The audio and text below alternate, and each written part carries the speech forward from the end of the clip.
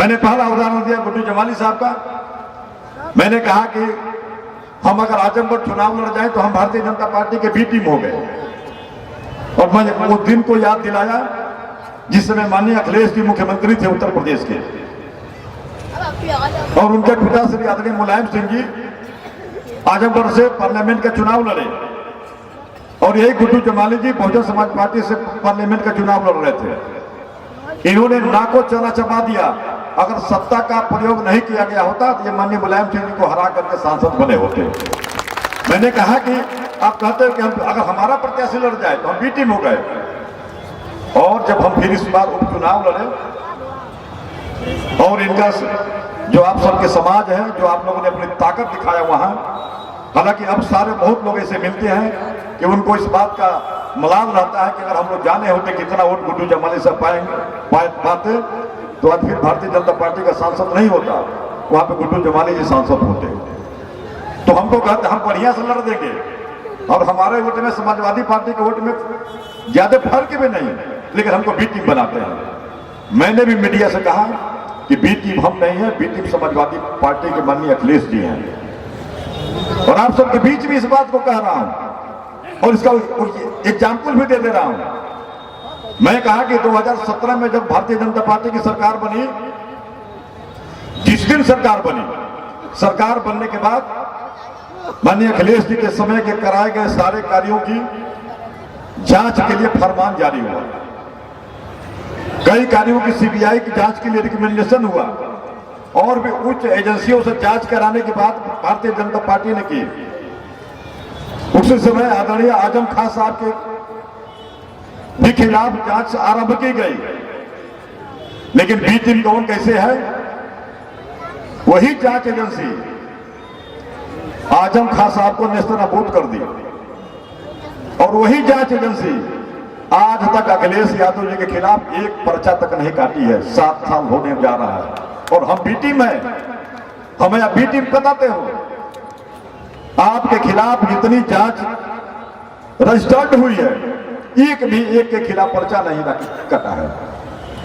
Samajwadi party के राष्ट्रीय महासचिव आदरणीय प्रोफेसर रामगोपाल जी, जिस यादव सिंह वाले केस में, जिसमें यादव सिंह सालों जेल काट के आए, और उसी केस में प्रोफेसर रामगोपाल जी का पूरा परिवार इन्वॉल्व है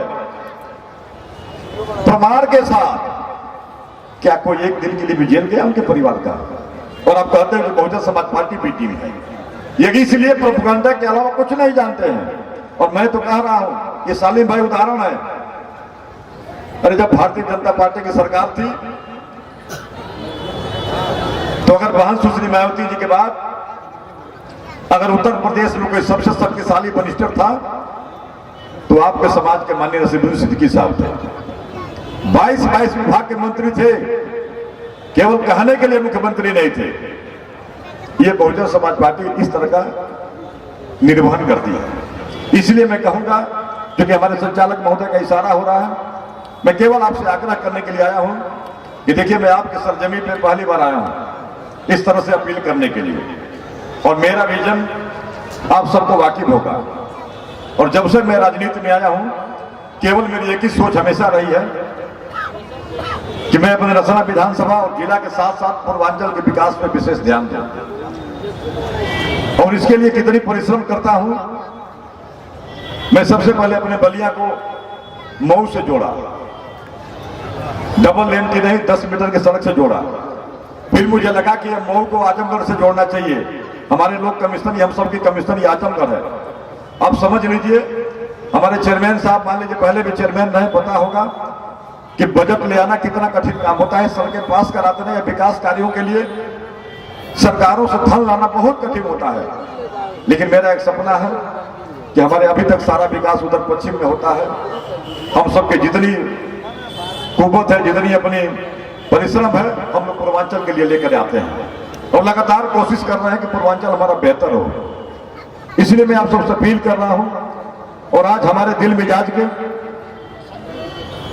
चेयरमैन आप इनको चेयरमैन बनाने जा रहे हैं।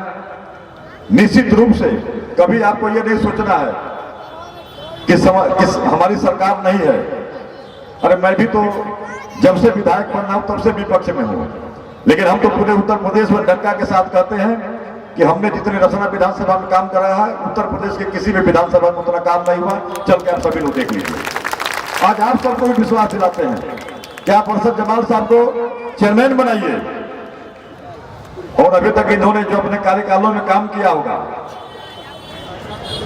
अब उसको खत्म कर लीजिए। इस बार ये आपके भाई आपके बेटा के साथ और बहुजन समाज पार्टी की टीम के साथ जिस तरह से नया मऊ का विकास होगा आप आगे आने वाले दिनों में देखिएगा। इसलिए कि हमें पार्लियामेंट का भी चुनाव लड़ना है, हमें विधानसभा का चुनाव लड़ना है। इसलिए आपसे मैं अपील करूंगा कि आप अरशद जमाल साहब को चेयरमैन बनाइए और किसी गलतफहमी में न रहिए। सरकार किसी की भी रहेगी, हम लोग अपना विकास का जो हिस्सा है वो हम लोग लड़ के झगड़ के हाथ जोड़ के आपके मऊ के धरती पर ले आएंगे। बहुत बहुत धन्यवाद। जय भीम, जय भारत, खुदा हाफिज। हम लड़ेंगे और जीतेंगे।